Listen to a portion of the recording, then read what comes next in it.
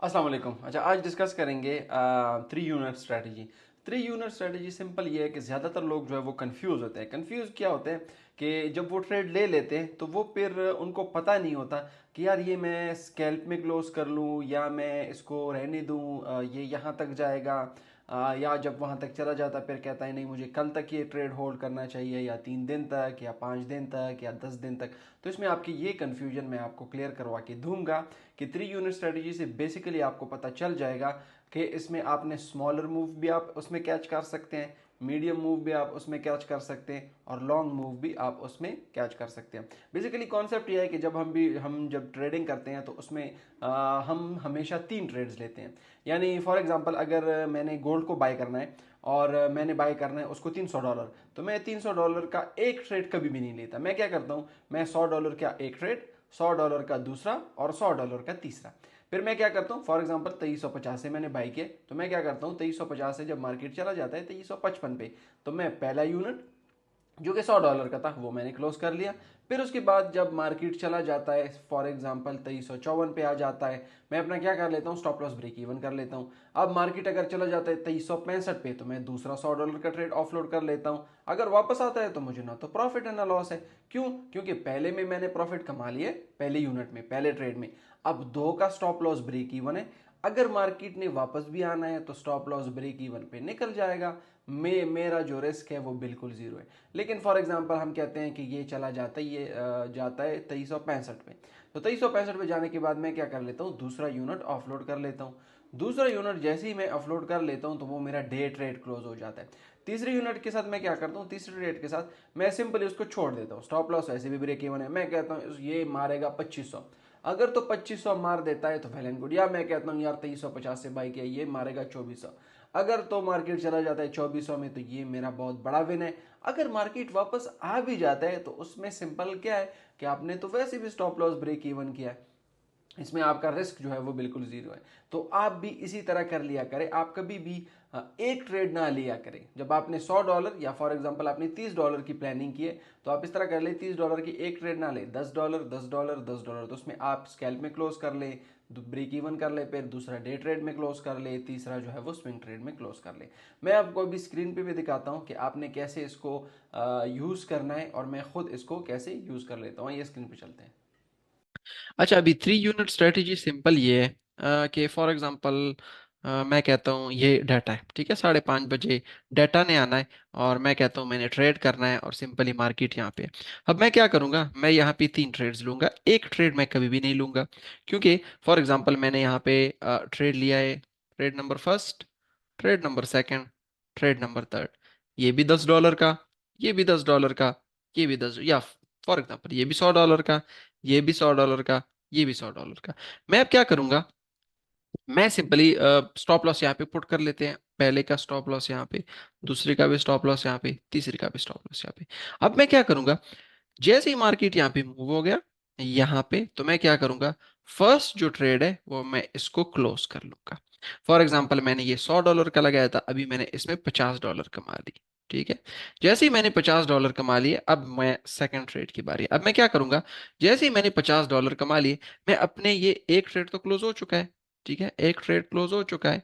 अब मैं क्या करूंगा, ये दूसरा और तीसरे ट्रेड का स्टॉप लॉस यहां से हटा के यहां पे कर दूंगा। तो मैं क्या करूंगा, स्टॉप लॉस यहां से सिंपली हटा के यहां पे कर दूंगा।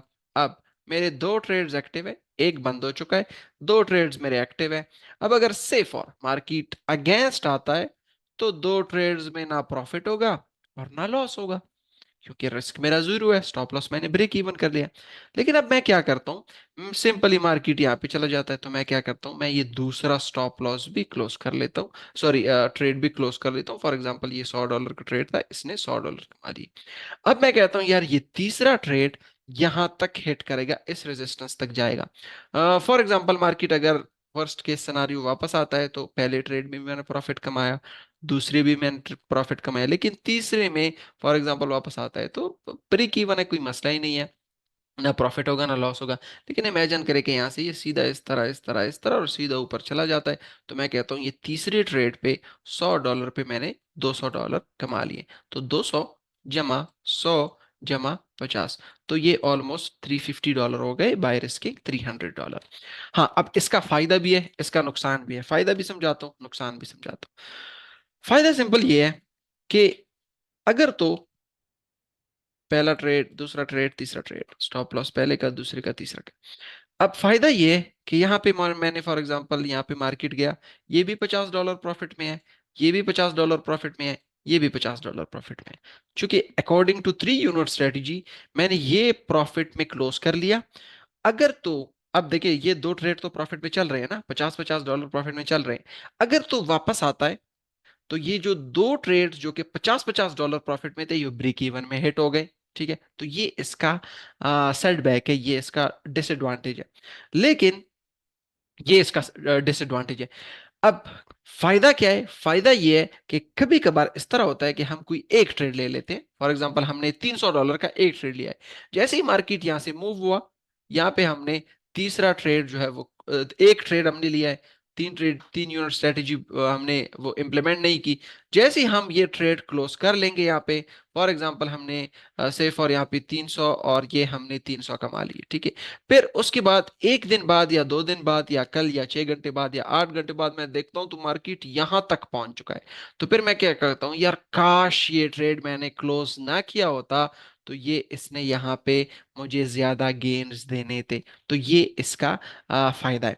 अब डिपेंड करता है आपने क्या करना है, आपने अपने ट्रेड की क्वालिटी को ढूंढना है। अगर तो आपको पता है कि फॉर एग्जांपल मैंने 3 यूनिट्स लिए, first second third, stop loss यहाँ पे, यहाँ पे, यहाँ पे।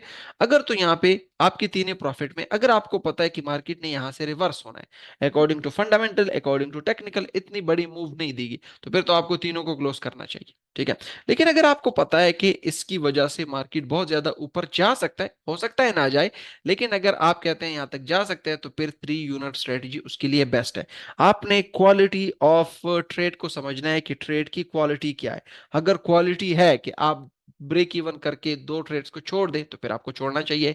लेकिन अगर आपको लगता है कि नहीं, ये तीनों को मैं यहाँ पे क्लोज करूंगा, वो उसका वो भी आप कर सकते हैं। वो सिंपली आपने देखना है। फायदा भी है, नुकसान भी है। मैं खुद जो है वो 3 यूनिट स्ट्रेटेजी इंप्लीमेंट करता हूँ। मैं क्या करता हूँ, एक ट्रेड, दूसरा ट्रेड, तीसरा, स्टॉप लॉस तीनों के यहाँ पे। जैसे ही मेरा एक यहाँ पे चला जाता है, मैं सिंपली एक को क्लोज कर लेता हूँ, दोनों के स्टॉप लॉस यहाँ पे ब्रेक इवन कर लेता हूँ। वापस आता है तो रिस्क जीरो है, ना प्रॉफिट है ना लॉस है। ऊपर चला जाता है तो मेरा गेन ज्यादा है। लेकिन फिर भी मैं देखता हूँ कि अगर कोई ऐसी ट्रेड है जिसमें मुझे पता है कि यार उसकी क्वालिटी लो क्वालिटी की ट्रेड है, तो फिर मैं क्या करता हूँ, एक ही ट्रेड एग्जीक्यूट कर लेता हूँ। जैसे ही यहाँ पे पहुंच जाता है, मैं यहाँ पे एग्जिट करके मार्केट से निकल जाता हूँ। वो फिर आपने अपने नॉलेज के मुताबिक ढूंढना है कि ये क्वालिटी ऑफ ट्रेड क्या है, ठीक है। मिलते हैं इंशाल्लाह आपके साथ नेक्स्ट वीडियो में। Thank you very much.